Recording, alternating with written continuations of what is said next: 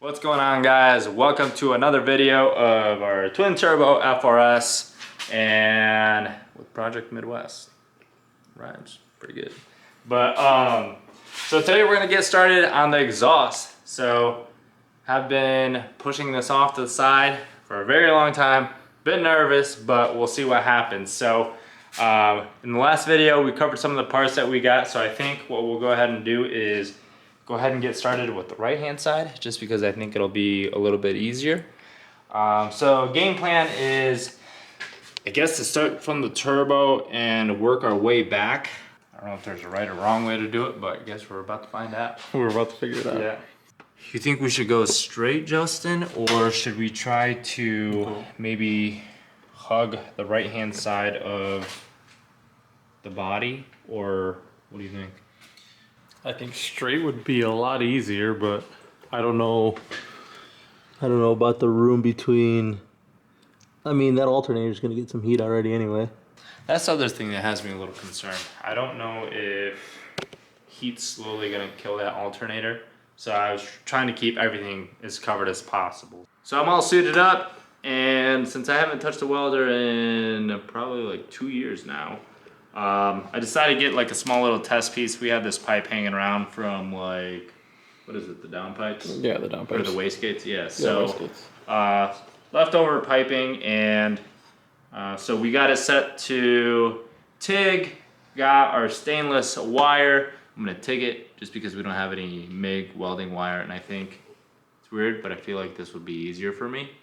The thing that I'm concerned about, and I guess trying to keep in mind right now, is I gotta move fairly quick. So from reading, it sounds like the the longer I hang out with heat in one spot, the corrosive or anti-corrosive properties of stainless steel will start fading away. So gotta make sure to move somewhat quick.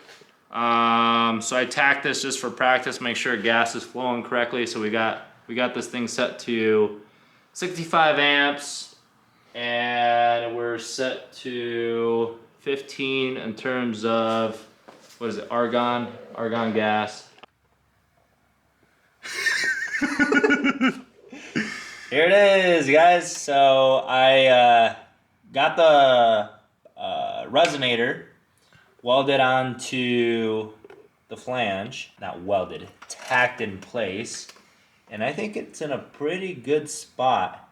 So the next plan, and I know it's probably hard to see down there, obviously going towards the back of the car.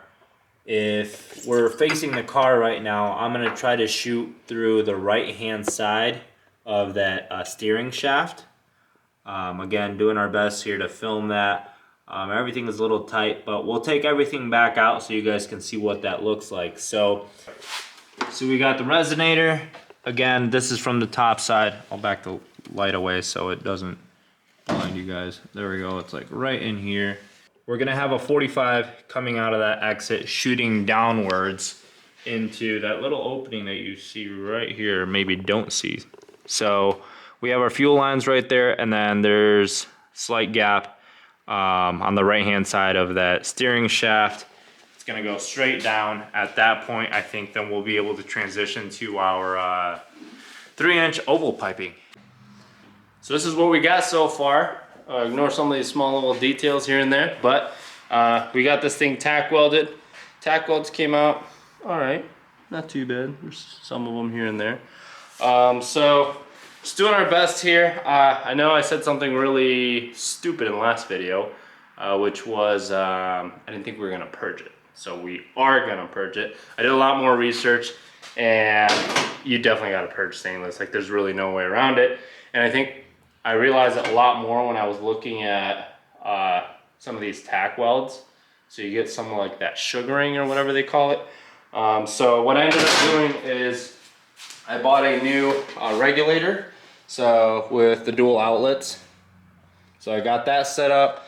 So once we're ready to get this whole thing welded up, definitely gonna cover one end off and then give it a shot and see what happens. So what ends up happening here, so this shoots straight back from the turbos and goes down on the right hand side of the steering shaft, and then that's where we put our V-bands, one of these things, and then this is then gonna shoot out the car. So I guess this is what we were kind of holding off on because we weren't too sure how it was gonna work out, but I think it's gonna look pretty badass. So the idea that we have, and it looks a little ridiculous right now, but so we have this oval pipe right here with a 90-degree bend.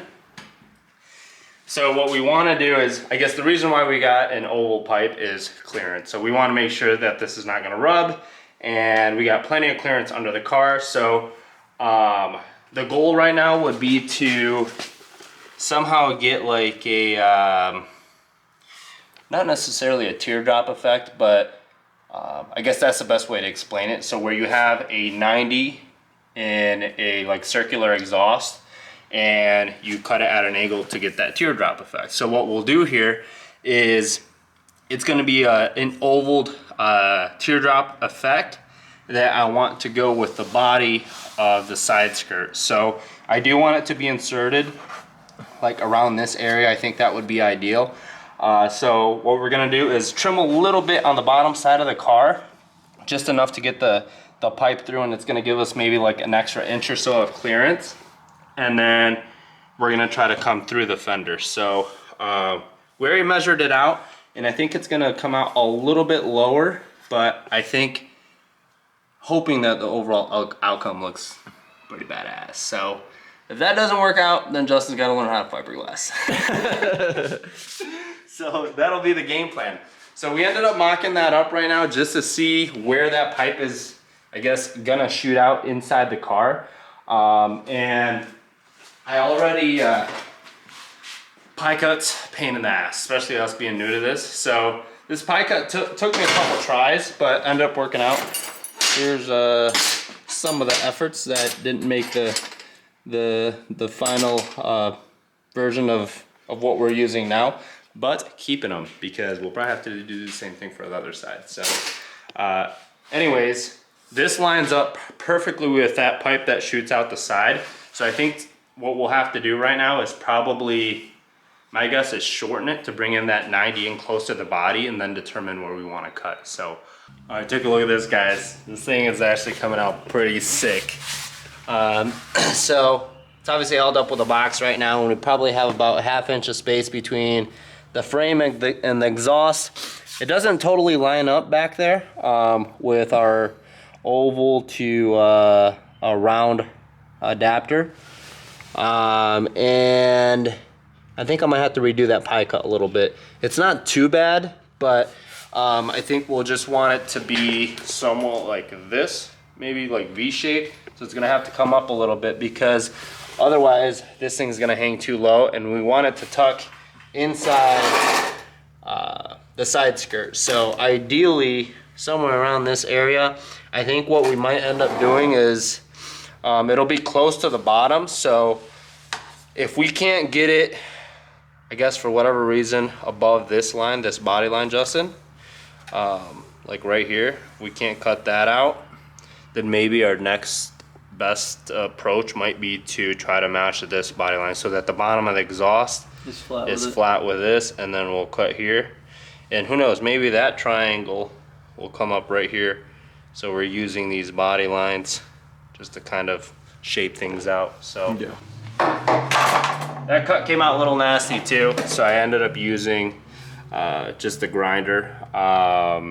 We were gonna use our miter saw, but got a little tricky with that 90-degree bend and oval pipe. So we do have a belt sander, so we'll probably just end up sanding that flat and making that look nice. That final revision, all this stuff right here, same thing. We have we'll use like a belt sander around it, clean it up, seal everything with. We have like that panel or body sealant, that 3M stuff.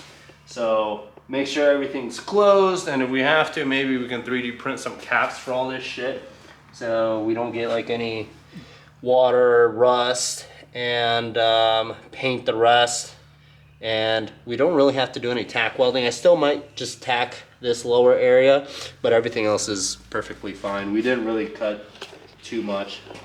So everything's tucked behind our frame right here, so no risk that the wheel's gonna touch it, and it's actually working out. So like I said, haven't really seen anything like this And honestly don't know how we just kind of came up with the idea, but it kind of came up from the teardrop idea. But the clearance side of things, we're like, you know what, we need some sort of oval pipe to either get through the transmission out the back. We realized that going out the back was gonna be a bitch because that frickin' oil pan. So looking from the top down, we want it to stick out maybe like 1/2 inch from the side skirt over here. So just looking at the fender, we want it slightly sticking out, nothing too crazy. I guess once we mount this, I mean, we have a bunch of excess oval in case we do cut too much. So we can stick it out and dial in. Cutting straight pipe is the easy part. Yeah, and Pie cuts is not like our area of expertise. Yeah, seriously. So. All right, guys, so change of plans. We're actually gonna go ahead and end the video right here. Why? Because we need to post. So Justin ended up convincing me. So I think what we'll end up doing is, like I said, I have that minor pie cut just to get things aligned. I'll get everything tacked. And then I think we'll go ahead and kickstart the next video with this in place. And then us trying to figure out how we're gonna cut that side of like the side skirt so that we can get the exhaust in place, because Justin did mention there's no way for us to keep that thing still and then trying to trace and cut. I think we're just bound to fuck it up. It would have been a pain in the ass for sure. So we're gonna end the video. Again, guys, thank you for watching and we'll catch you on the next one.